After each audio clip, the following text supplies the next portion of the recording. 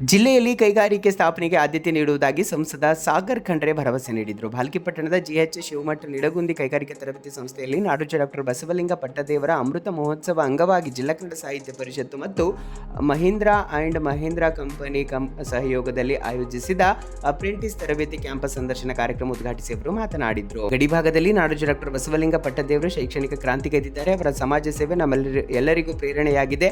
ಅಂತಹ ಪೂಜ್ಯರ ಅಮೃತ ಮಹೋತ್ಸವ ಸವಿನೆನಪಿಗಾಗಿ ಐಟಿ ವಿದ್ಯಾರ್ಥಿಗಳು ಅಪ್ರೆಂಟಿಸ್ ತರಬೇತಿ ಸಂದರ್ಶನ ಏರ್ಪಡಿಸುವುದು ಖುಷಿ ತಂದುಕೊಟ್ಟಿದೆ ಎಂದರು. ಜಿಲ್ಲೆಯಲ್ಲಿ ಹೆಚ್ಚೆಚ್ಚು ಕೈಗಾರಿಕಾ ಸ್ಥಾಪನೆ, ನಿರುದ್ಯೋಗಿ ಯುವಕರಿಗೆ ಉದ್ಯೋಗ ಕೊಡಿಸುವ ಕೆಲಸ ಆಗಬೇಕಿದೆ. ಆ ನಿಟ್ಟಿನಲ್ಲಿ ಪ್ರಾಮಾಣಿಕ ಪ್ರಯತ್ನ ಮಾಡುವುದಾಗಿ ತಿಳಿಸಿದರು.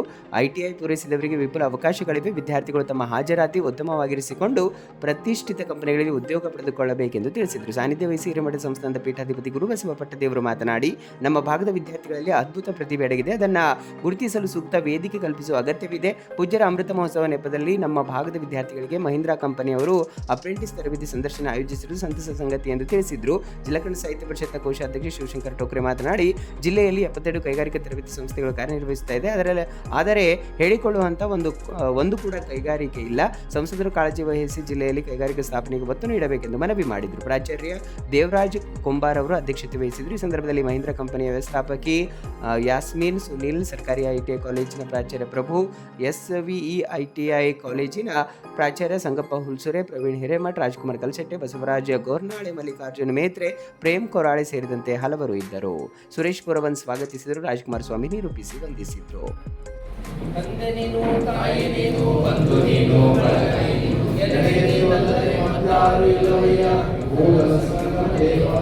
ಬಸವಪಟ್ಟದೇವರ ಪಾದಗಳನ್ನು ನಮಸ್ಕರಿಸುತ್ತಾ ಇಲ್ಲಿ ಉಪಸ್ಥಿತರು ಎಲ್ಲ ಪ್ರಾಂಶುಪಾಲರಿಗೆ, ಎಲ್ಲ ಮಹೀಂದ್ರಾ ಕಂಪನಿಯ HR ಟೀಮರಿಗೆ, ಎಲ್ಲ ಗಣ್ಯಮಾನ್ಯರಿಗೂ, ಇಲ್ಲಿ ಉಪಸ್ಥಿತರುವ ಎಲ್ಲ ವಿದ್ಯಾರ್ಥಿಗಳಿಗೂ ಎಲ್ಲರಿಗೂ ನನ್ನ ವತಿಯಿಂದ ನಮಸ್ಕಾರಗಳು. ಇವತ್ತಿನ ದಿವಸ ಪೂಜ್ಯ ಶ್ರೀ ಡಾಕ್ಟರ್ ಬಸವಲಿಂಗ ಪಟ್ಟದೇವರ ಅಮೃತ ಮಹೋತ್ಸವ 75ನೇ ಹುಟ್ಟುಹಬ್ಬದ ನಿಮಿತ್ತ ಇವತ್ತಿನ ದಿವಸ ಏನು ಒಂದು ಉದ್ಯೋಗ ಕೊಡುವ, ಟ್ರೈನಿಂಗ್ ಕೊಡುವ ಕೆಲಸ ಮಾಡ್ತಾ ಇದ್ದಾರೆ. ಬಹಳ ಖುಷಿ ಸಂಗತಿ.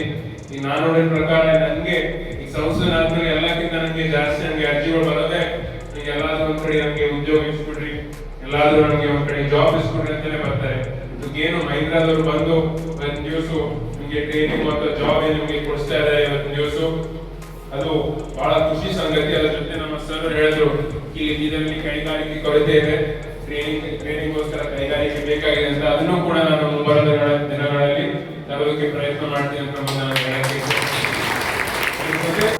ಟ್ರೈನಿಂಗ್ ಒಂದೊಳ್ಳೆ ಸ್ಕಿಲ್ ಅನ್ನ ಯಾವುದೇ ಮಕ್ಕಳಿಗೆ ಇತ್ತಂದ್ರೆ ಆ ನೌಕರಿ ಅವರ ಮನೆ ಬರಲಿಕ್ಕೆ ಸಾಧ್ಯ ಅಂತಕ್ಕಂಥ ಒಂದು ಕಲ್ಪನೆ ಇದೆಲ್ಲ ಬಹಳ ದೊಡ್ಡ ಸೇವೆ ಮಾಡಿದ ನಮ್ಮ ದೇವರಾಜ್ ಸರ್, ಆಮೇಲೆ ಸಂಗಪ್ಪ, ಆಮೇಲೆ ಪ್ರಭು ಸರ್, ಇವರು ಮೂವರು ಎಲ್ಲ ಮಕ್ಕಳಿಗೆ ಒಂದು ಮಳೆ ಬರ್ತಾ ಇದೆ.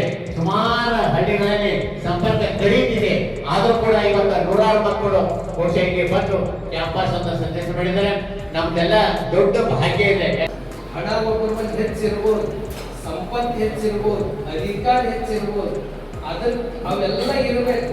ಅದಕ್ಕಿಂತ ಮಹತ್ವದೇನು ಅಂದ್ರೆ ನಮ್ಮ ಚಾರಿತ್ರ್ಯ, ವ್ಯಕ್ತಿತ್ವ ಸುದ್ದಿ ಇಟ್ಕೊಳ್ಬೇಕು.